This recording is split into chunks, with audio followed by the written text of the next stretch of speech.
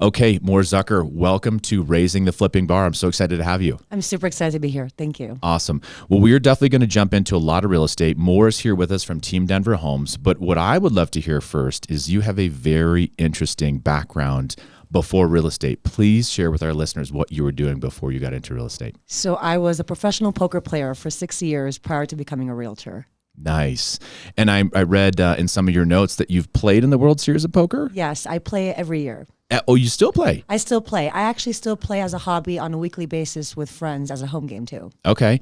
So give me maybe one of the craziest stories about playing in the World Series of Poker, because I'm sure people would just be dying to know just some of the inner workings of what it's actually like to play that tournament. I think people just are so pressured to succeed for that tournament that they don't really play their normal game. A lot of the times the pressure to have one try and do it well, and I've seen people lose their mind in that game.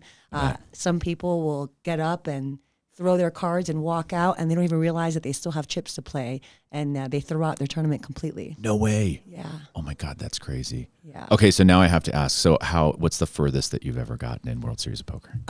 Actually, in the World Series of Poker, the furthest I got was, I think, somewhere in the 20th place, but not in the main event. I did really well in the WPT. Oh, nice. And I actually do really well in the smaller tournaments, simply because when there's a very large field of players, you're going to find that luck plays a bigger portion of the game, because you have to overcome many more scenarios of your hands holding.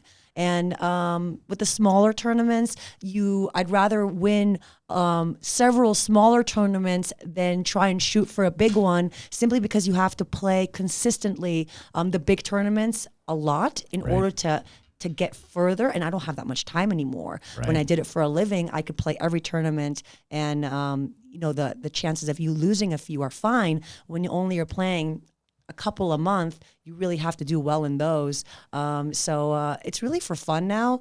The stress was much greater when it was actually for money. I bet. And there I focused on making money. It's funny how once I stopped playing for money, I actually started making more of it. Really? Yes. I think that's interesting. So there's got to be some things that translate from being a professional poker player into being a good negotiator in real estate. So maybe tell us a little bit about a skill that you feel like has prepped you or translated over well to you being good at real estate. 100% it's body language. Ooh, I like that. 100%. I feel as though people tell you a lot. Well, I don't feel, I know. People tell you a lot about what they're thinking without telling you what they're thinking. And it's very easy to just listen to someone and not look at someone. But most often than not, people tell us how they feel with their body. And with clients, it's not kind of holding information from me.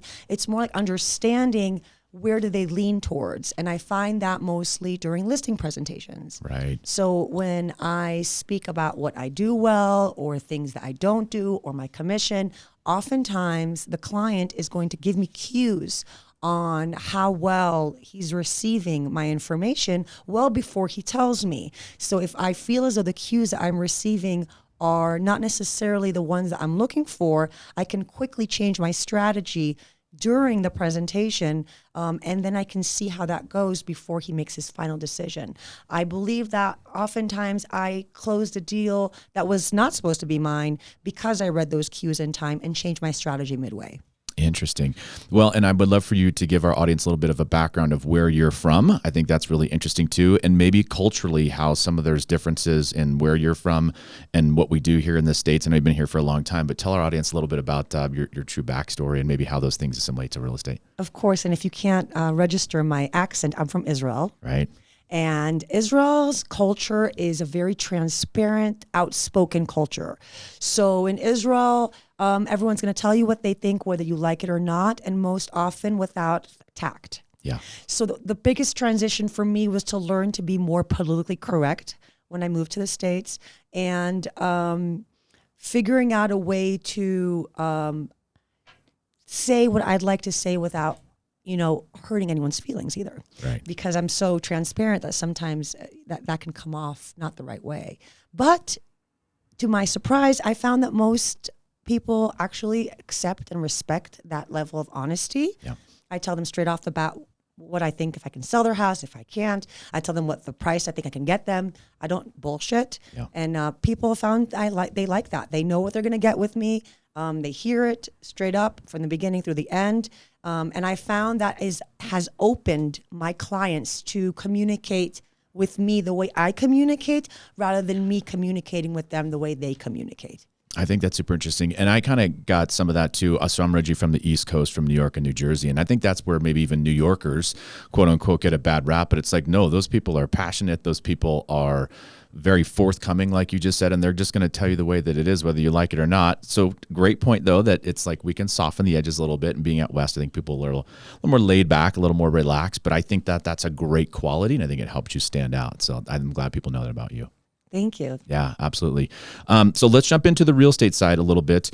Tell us a little bit about Team Denver Homes, how you guys are structured, and a little bit about your company. So Team Denver Homes, I'm a partner with Michelle Chardulo. We have a team of females only, and that's not because we're sexist by any means. We just found that when we have shared interests, we can operate as a team more smoothly, and that's really helped us as well. But everyone on my team focuses on a different niche in real estate. Michelle focuses on luxury. Everyone has their own thing, and I focus on investment property and development. Perfect. And I'm actually a huge champion of that too. I've got my wife, Ann, who's a business partner. I've got 2 out of our 3 kiddos are girls as well. And I think women in real estate is a really important factor. I think, especially if we look at investment real estate, it's very male dominated and very male driven. Maybe tell us a little bit about how your team, or definitely you being on the investment side, that to me, there's big advantages of being a woman and a female in kind of a male dominated space. Tell me a little bit about maybe your thoughts on that. Absolutely.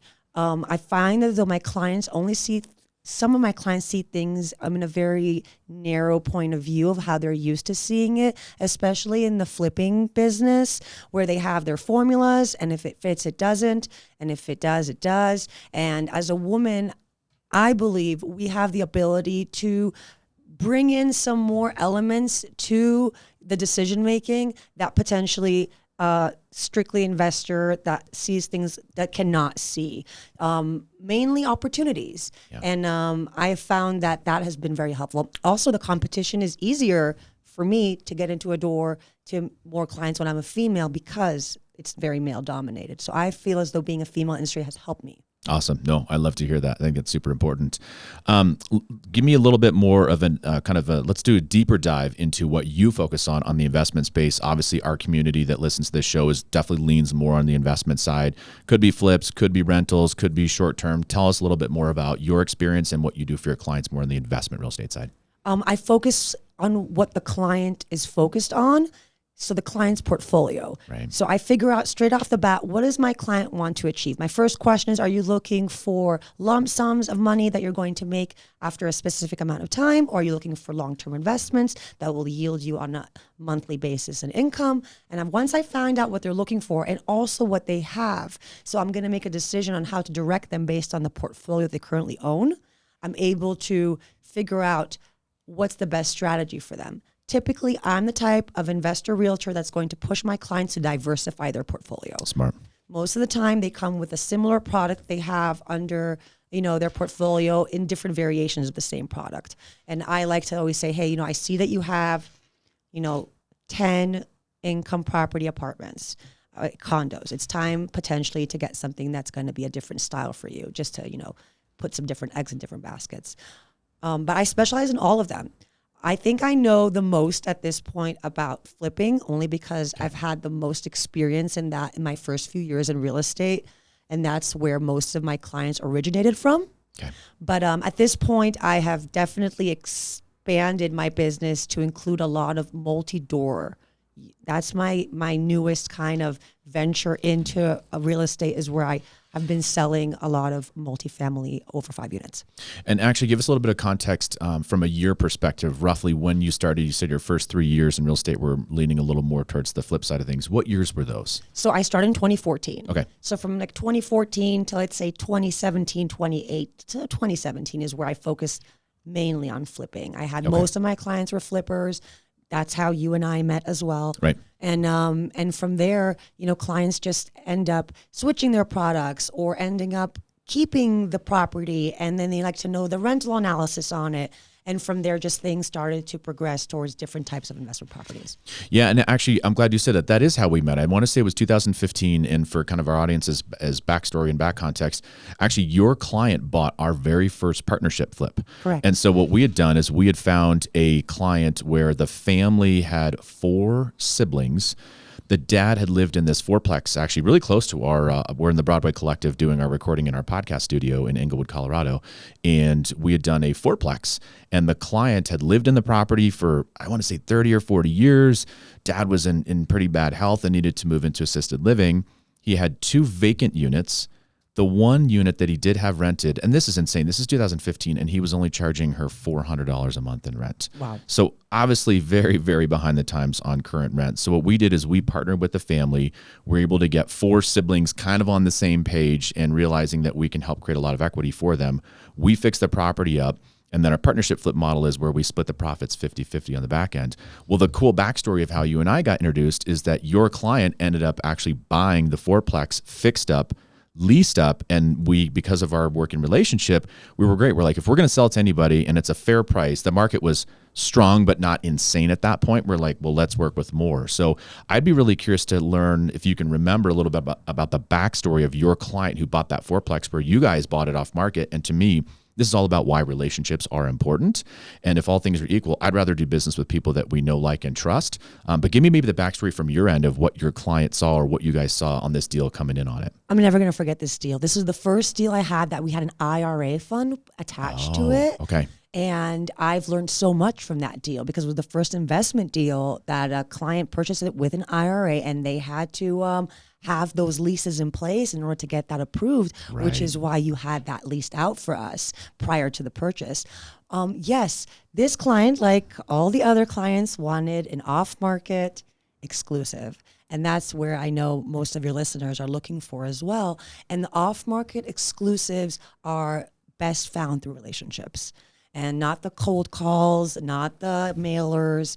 It's asking, hey, can you find anything that from your people that they can come up and you let me know about that a month prior to that deal actually transpiring. And I let him know this is coming in a month's time. I find that that is very beneficial to give people a few weeks heads up before they're able to purchase it, Right. because that creates even more an exclusive. And more importantly than the whole, exclusive facade, Yeah. it's the fact that my client was able to run the numbers very well prior to the purchase. So by the time you were ready to show us the property, he already had his numbers in place. He already knew how much rent he needed to collect. He already had all of the things that he needed to get this through, which is why on my end, I was ready to go straight away. No, and that's good. That's a testament to what you do and what your team does, is that is one of the very few in the last 7 or 8 years when we've been doing the full-time fix and flip side of things that a deal actually went through. We do get a lot of people who come to us and say, oh my gosh, I would love to give you an off-market offer. Give me an incentive to work with you before we list. And so we talk to everybody and we give them that opportunity, but 9 times out of 10, either they don't have their numbers run, they don't have their financials dialed, or there's a huge uptick in the market. And it's like, it's a tough two-way road to go down, because part of me says I don't want to get greedy, and if I've got a great relationship and a good opportunity, let's move forward. But if that person doesn't have their ducks in a row, or their client's finances aren't in a row, then there's really not motivation for us to do an off-market deal. We might as well just list it.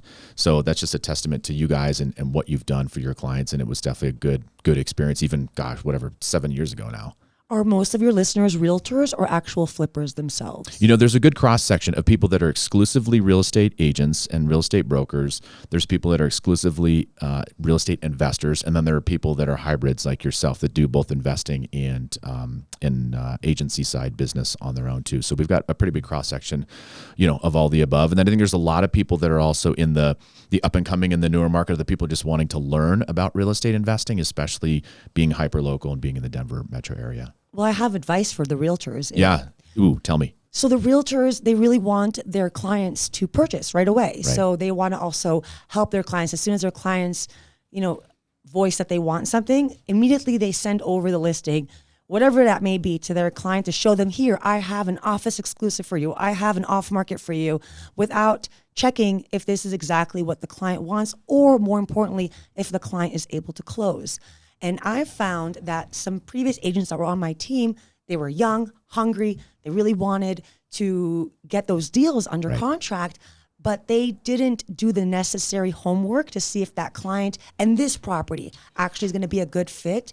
And what happens is when you start bringing clients that don't write offers to these off-market providers, they're going to stop providing you off-market properties if you're not going to end up closing on them or giving them offers. So I recommend to realtors to do your homework and not just blankly and blindly send properties to any person on your list just because somebody sent it to you.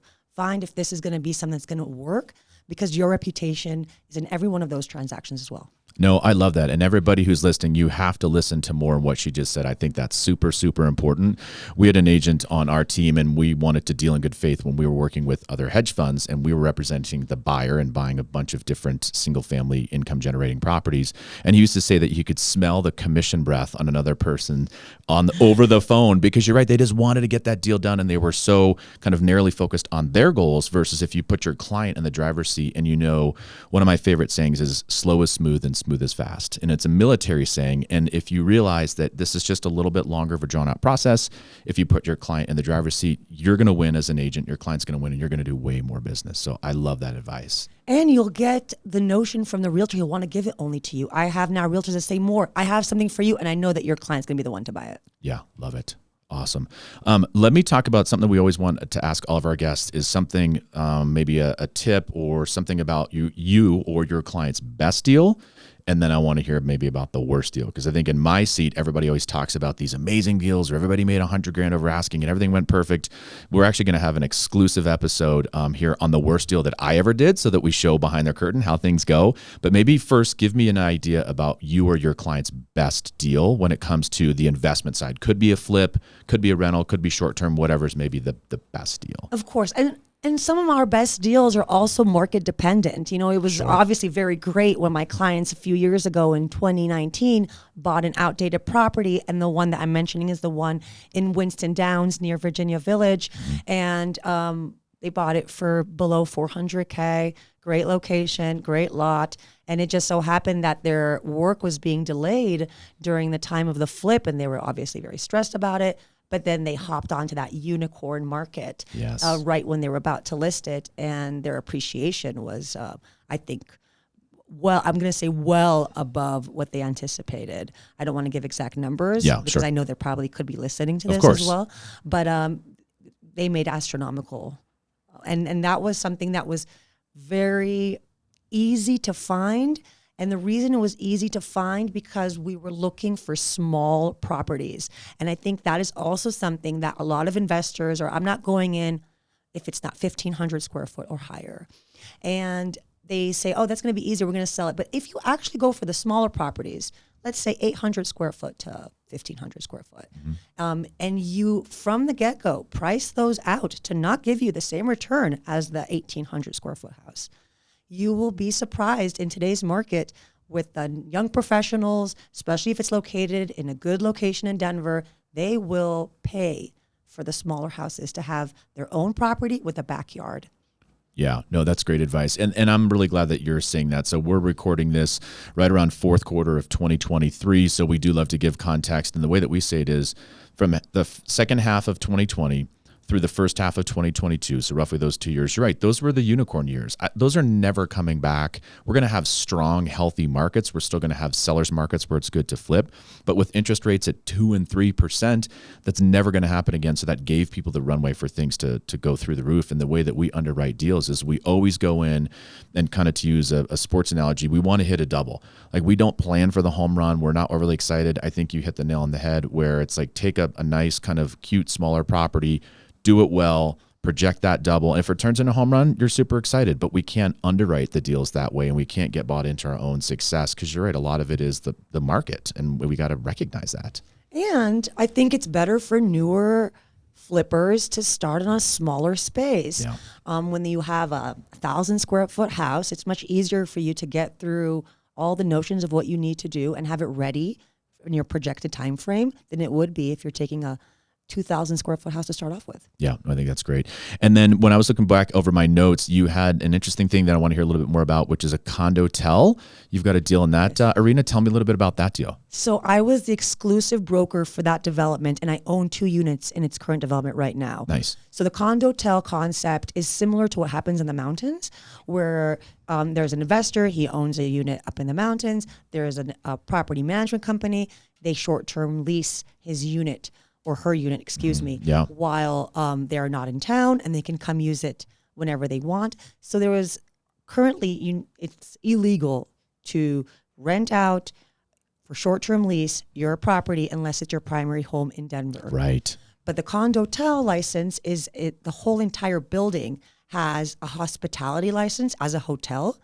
Therefore, it doesn't go through the same financing. Nice. And it's not registered as a residential unit to the city. It has already the permit for it being a hotel. So they purchased 2 condos in the development I was selling.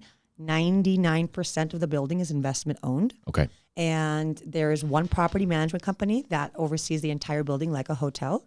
Every unit owner was their responsibility to choose a design for their unit, but we had only a few options to pick from, and we had to pick in a specific situation so everyone has a same style, or at least, and that's been going really well. Cool. And I know that they're planning on building a new one next to Little Man Ice Cream as well. Oh yeah, and that's going to come up in the next year or 2 as a possibility.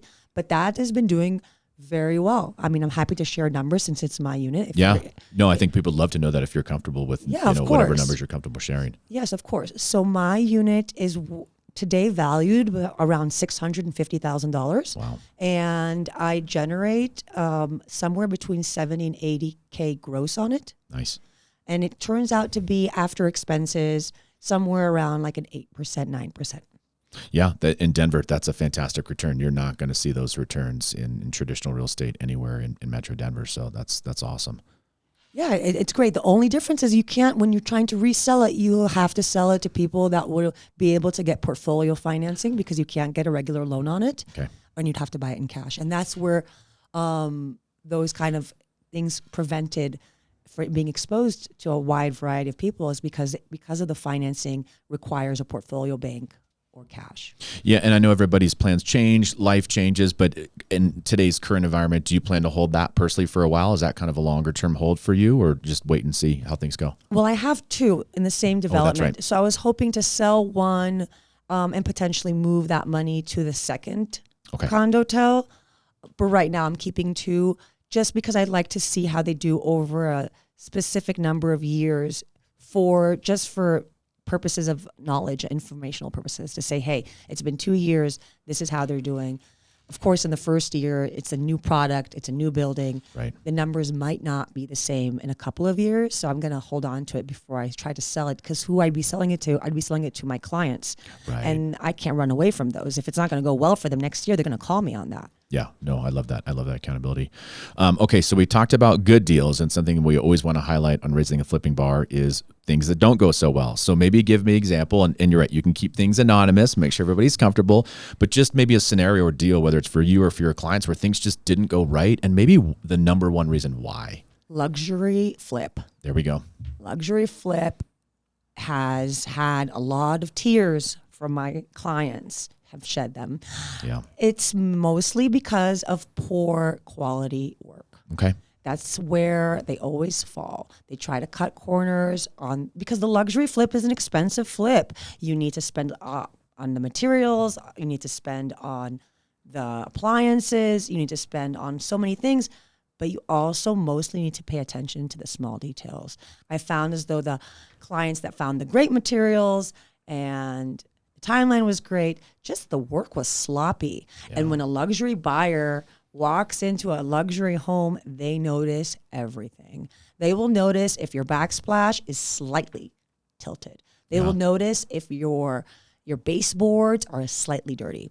They are hawkeyes in that sense, because they're spending a lot of money on their property. Yeah. And also they spend a significant number of hours in the property that they're purchasing. I can see it from my clients. The ones that will go and purchase a 600K property in Winston Downs are going to go in there, feel so fortunate that they can live in that neighborhood. They're going to overlook the non-symmetrical tile. Yeah. They're going to overlook the small things. But that luxury buyer, if they're spending that money, they're going to sit there, they're going to have a notebook, and they're going to write every single thing that they don't like in that property at some point during the transaction.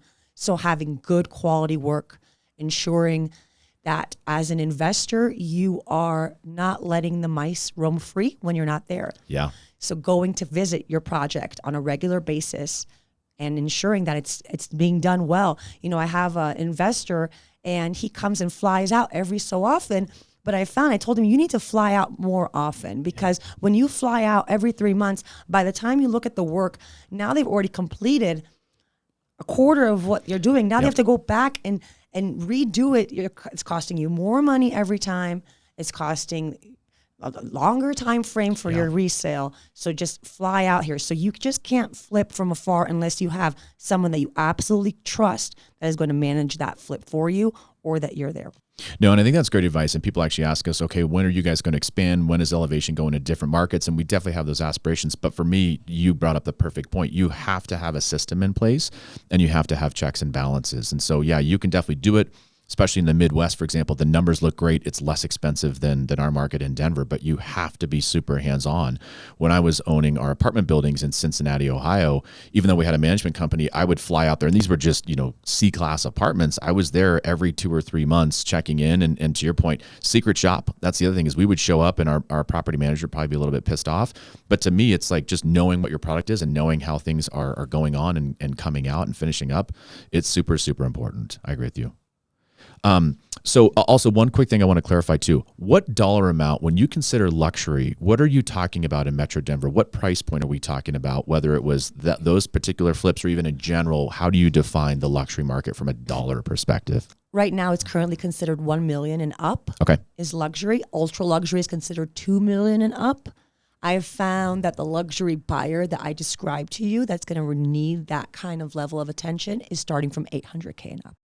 Oh, interesting. So even though it's considered a million, Yeah. people between 800K to a million consider themselves already luxury buyers. Mm-hmm. And it's not necessarily what the property luxury is for the seller. It's what the buyer considers luxury. Because if they believe they're buying luxury, then they're going to treat it as such too. And do you have, when you're representing the buyers, do buyers in luxury price points, are they interested, and do they want to see if permits have been pulled on flips? Because I get a lot of questions from our audience. Do you pull permits? Do you not pull permits? And I'll talk about that in a second. But just from your clientele's perspective, when your folks are buying properties, do they want to see that permits have been pulled? They see that. They want to see that in every price point. Love it. Okay. Not just luxury. I'm now under contract on a property in Parker. Mm-hmm. And we found through the inspection that the roof permit has not been closed. It was just left open. And my clients are extremely worried about that. And it's a 500K plus property. Yeah. So I think the permits, and mostly it's not necessarily because they want it, like they believe that they need it. So there are some instances where you have to say to them, we don't need a permit for that. You're going to be fine. Yeah. And some instances they do, but because they don't know, they assume that everything needs permits, and that fear is what causes them to ask those questions. Yeah, I think that's perfect. And I think a lot of times you're right. There are certain things that you don't need to do a permit, but you should always do permit quality work. And so that if making your person feel more comfortable is the main goal, that's what we have to do as investors. I mean, it's super, super important. They're also worried what's going to happen after you walk out the table or the room, and then they have to deal with it later, and then someone's going to tell them, oh, you don't have permits on your property, and they're going to worry that they have to chase that. So a lot of the time it's education. Yeah, I think that's really, really important.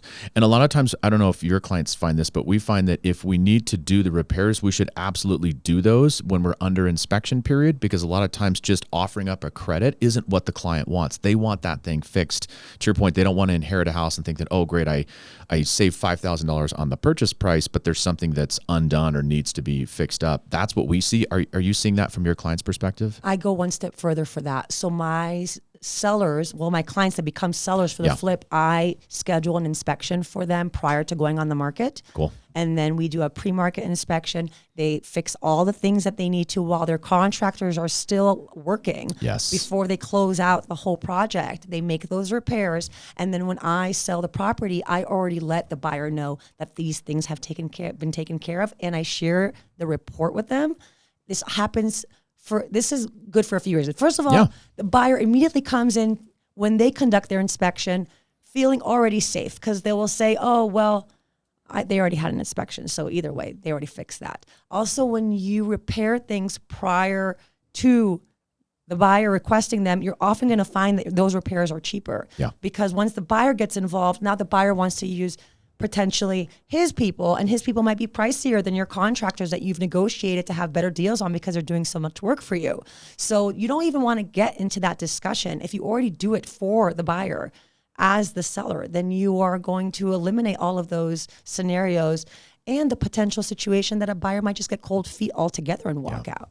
Yeah, I think that's a really great point, and I would definitely note that as almost like a flip tip. What we're starting to do in some of our new contractor relationships is we are holding back a certain percentage of the last draw to actually get through. The project is complete, but we're actually holding back on average 5 to 10% of the rehab budget so that we can make sure to get through inspection properly. And if there are things that need to be done, the contractor doesn't just bail. So it's definitely something that is important, and it's great for the buyer and it's great for us as the seller when we're flipping those properties. I love that idea. Yeah. I'm going to take that one. Steal it. Feel free. That's what we're here for.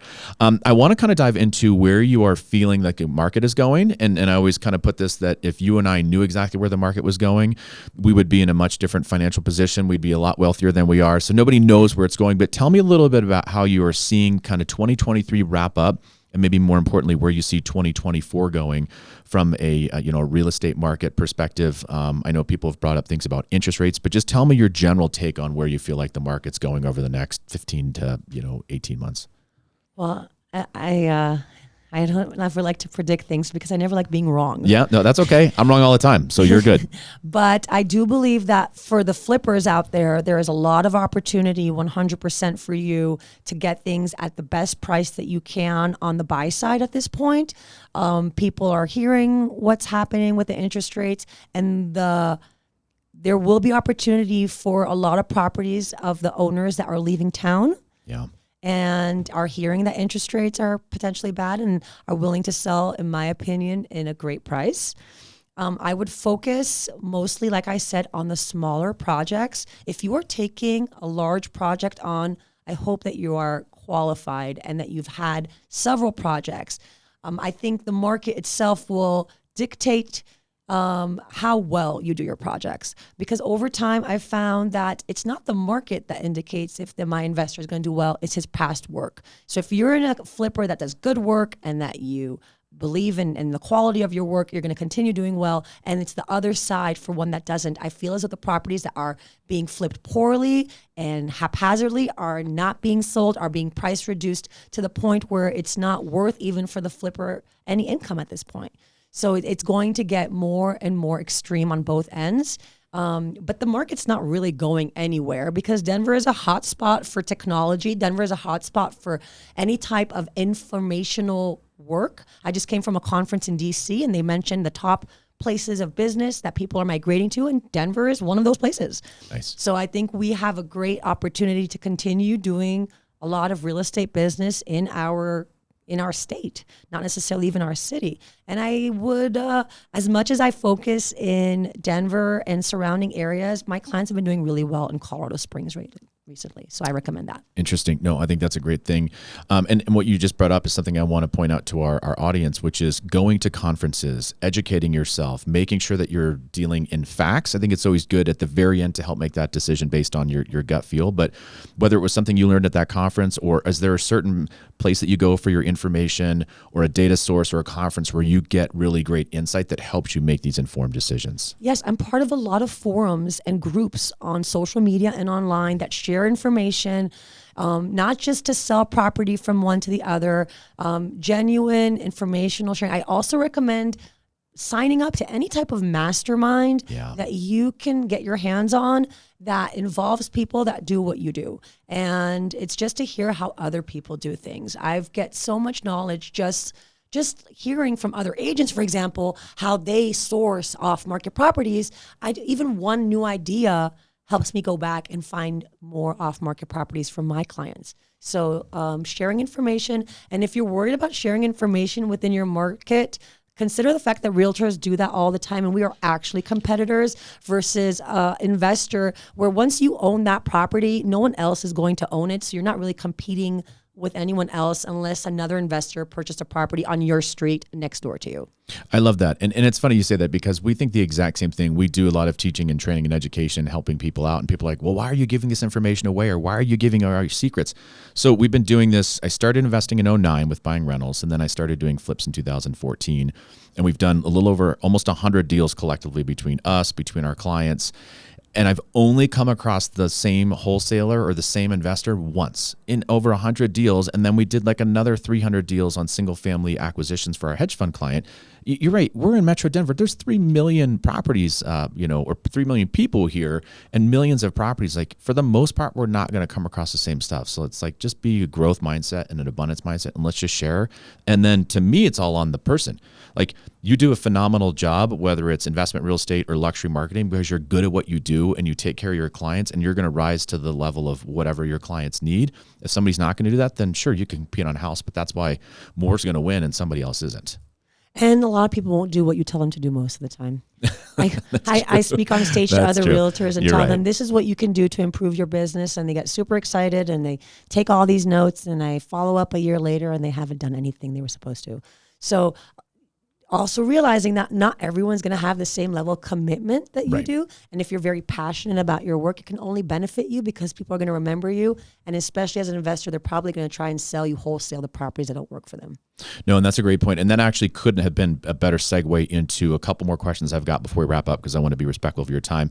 But we're really big proponents of mindset, and we're big proponents of working on your business, like strategy, rather than in your business, which is just the day-to-day of, okay, I'm going to get up. I've got a million things going on today. Yes, I might be really planned out.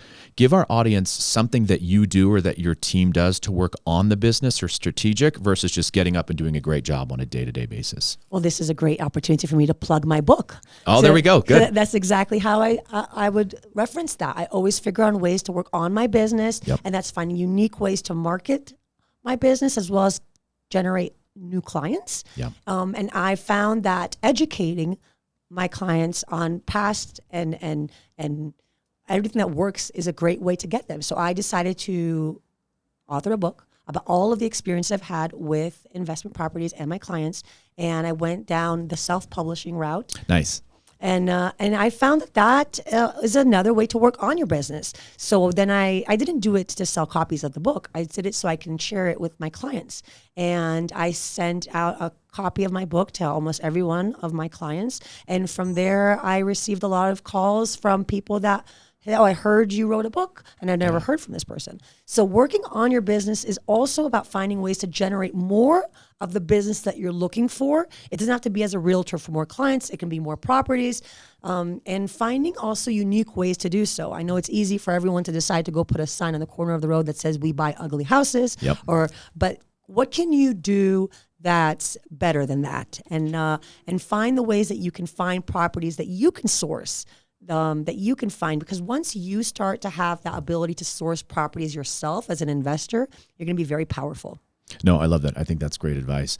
I've got one more quick question before I want the audience to know how they can get a hold of you and where they can find you. But the good news is you've already given us a really cool, fun fact. Normally I say, what is a fun fact that somebody might know about you? I think playing in the World Series of Poker is pretty freaking cool. But let's maybe pin that. What's something else that's unique or interesting about you that people would find really interesting? Give me one more fun fact about Mor. One more fun fact about Mor. I am very energetic and I can talk. I hope I spoke slow enough today, but I can go off on one, and my energy is just never ending. So if you become my client and you want to talk real estate, I can go ahead and talk real estate all day long. I don't know if that's fun, but it's fun for me. And I travel a lot. But also cool. I see as a business opportunity, because every city I go to, I make connections with the realtors that are there. Ooh, interesting. So that I can figure out what's in their market. And I also want to learn the market that I'm visiting. because that was really helpful, I've learned that over time, my knowledge on feeder markets is growing, and then I'm getting more clients. And now I can advise when you're saying Cincinnati, Ohio. I actually visited Ohio, and I actually went to tour a few buildings. So now you and I have a discussion about that. I'll be able to talk about it, educated enough to have that conversation. So just another tidbit is when you do travel, make an effort to include your business in whatever way that you can in whatever your place you are. No, and I love that you brought that up because I think it's really important from a marketing standpoint, a way to help grow your business, but it's a great tax advantage too. I mean, when you're traveling, it's simple when you go to a conference, typically people are going to write that expense off because you're learning. But if you go to some place and you go on vacation, but you look at a couple different potential Airbnb properties, you talk to a couple agents in that market, there truly are legitimate deductions that you can and should take. And so I love it that you're hitting that from a tax perspective, you're hitting that from a marketing perspective and a business development. I think that's super smart. Thank you. Awesome. Okay. Well, Mor, thank you so much for being a guest on Raising the Flipping Bar. I would love for you to give our audience, how do they find you? Where do you want them to follow you? Give us your contact info and how you want people to reach out to you if they choose. Well, you can find my real estate team everywhere on social media with the handle at Team Denver Homes. And you can find me personally with the same handle, Mor Zucker. And you can reach out to me for anything. I have people reach out to me after podcasts asking if one hand in poker is better than the other or the odds. Nice. So anything you want to reach out to, I'm happy to chit chat about. And thank you so much. I love your business and I love everything you've been doing. I've been, Derek, following you and your wife closely for the last 8 years and I'm very impressed with what you do, and I appreciate you inviting me here. No, thank you. It's been great to have you. This is going to be one of our best episodes, so thanks for stopping by, Mor, and we'll catch you guys on the flip side. Thank you. Yep.